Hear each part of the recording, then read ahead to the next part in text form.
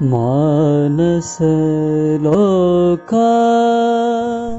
வணக்கம் நமச்சிவாய. கொஞ்ச காலத்துக்கு முன்னாடி எனக்கு ஒரு ஆன்மீக வழிகாட்டி இருந்தார். எனக்கு ஏதாவது ஒன்று தேவை, ஒரு பிரச்சனை பற்றி பேசணும், ஏதாவது ஒரு தெளிவு தேவை, அவர்கிட்ட உட்காந்து பேசுவேன். நிறைய விஷயத்தில் அவர் கற்றுக் கொடுத்தது தான் என்னோடய ஆன்மீக வளர்ச்சிக்கான மூல காரணம்னு நான் சொல்லலாம். அதில் அவர் கற்றுக் கொடுத்த ஒரு முக்கியமான விஷயந்தான் இன்றைக்கி உங்கள் கூட பகிர்ந்துக்க போகிறேன். ஒரு வாட்டி அவரை போய் பார்க்கும்போது அவர் என்ன சொன்னார், மா, எதை பேசினாலும் உனக்கு நான் 3 நிமிஷம் கொடுக்குறேன், இல்லை 10 வாக்கியங்கள், இது 2ல் ஏதாவது ஒன்று தேர்ந்தெடுத்துக்கோ, ஆனால் இதுக்குள்ளார சொல்லி முடிக்கணும்னு சொல்லிட்டார். நானா கொஞ்ச நேரம் என்ன பண்ணுறதுனே தெரியாமல் தகைச்சி போனேன். ஏன்னா ஒரு விஷயம் நடந்துச்சுன்னா ஆலேருந்து அக்கு வரைக்கும் பேசுகிறவன் நான். இது இப்படி நடந்துச்சு, அது அப்படி நடந்துச்சு, இப்படியெல்லாம் போச்சு, இப்படியெல்லாம் வந்துச்சுன்னு அதோட மொத்த சரித்திரமே சொல்லக்கூடிய ஆள் நான். இப்படி சொல்லிட்டாரு.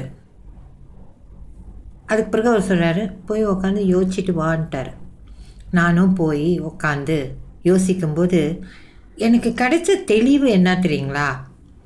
பிரச்சனைன்றது ஒன்று தான், ஆனால் அதை சுற்றி நிறைய சூழல்கள் இருக்கும். யாரோ அதை பற்றி வேறு ஏதாவது பேசியிருப்பாங்க, நம்ம அது மேலே வேறு ஏதாவது சிந்தனை வச்சுருப்போம்.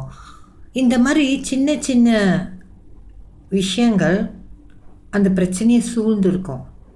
அதனால் அந்த பிரச்சனையை நம்மளுக்கு பார்க்க தெரியாது, அந்த சுற்றுச்சூழலில் இருக்கிற விஷயங்கள் தான் நம்ம பார்ப்போம். இப்போ இவர் இந்த மாதிரி சொன்னோன்னு நான் என்ன பண்ணேன், அந்த சுற்றுச்சூழல் எதுன்ட்டு அதெல்லாம் ஓரம் கட்டினேன். ஓகே, இது இல்லை, இது இல்லை, இது இல்லை. அவர்கிட்ட இன்றைக்கி நான் அவர்கிட்ட பேசுகிறத எதை பற்றி பேசணும், எனக்கு என்ன தேவை அவர்கிட்ட இருந்து, எனக்கு தீர்வு வேணுமா, இல்லை ஒரு தெளிவு வேணுமா, என்ன வேணும் எனக்கு, எதில் நான் மாட்டிகிட்ருக்கேன், இதை ஆழ்ந்து தெளிவாக பார்த்தேன். அப்போ தான் புரிஞ்சது, பிரச்சனைன்றது சின்னது தான், ரொம்ப பெருசெல்லாம் இருக்காது எப்போவுமே. அதை சுற்றி இருக்கிற விஷயங்கள் தான் அதை பூதாகரமாக காட்டுதுன்றத அன்னைக்கு முதல் புரிஞ்சிக்கிட்டேன்.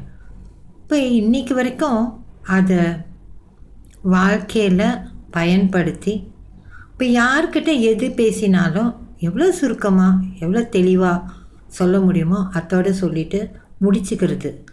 எதனாலனா நேரம், என்னோட நேரத்தையும் வீணடிக்கக்கூடாது, யார்கிட்ட பேசுகிறனோ அவங்களோட நேரத்தையும் வீணடிக்கக்கூடாது என்ற காரணத்தினால சுருக்கமாக தெளிவாக எதுவாக இருந்தாலும் சட்டுன்னு பேசி முடிக்க பழகிக்கிட்டேன்.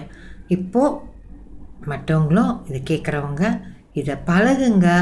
என்ன ஆகும்னா போக போக தெளிவு அதிகமாகும். ஓ, இதில் இதுதான் மூல பிரச்சனை, இதுக்கு தான் நம்மளுக்கு தீர்வு வேணும், இதில் தான் நம்மளுக்கு தெளிவு வேணும்.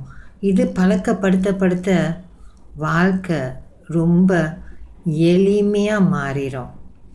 அதனால் பழகுங்க. நன்றி.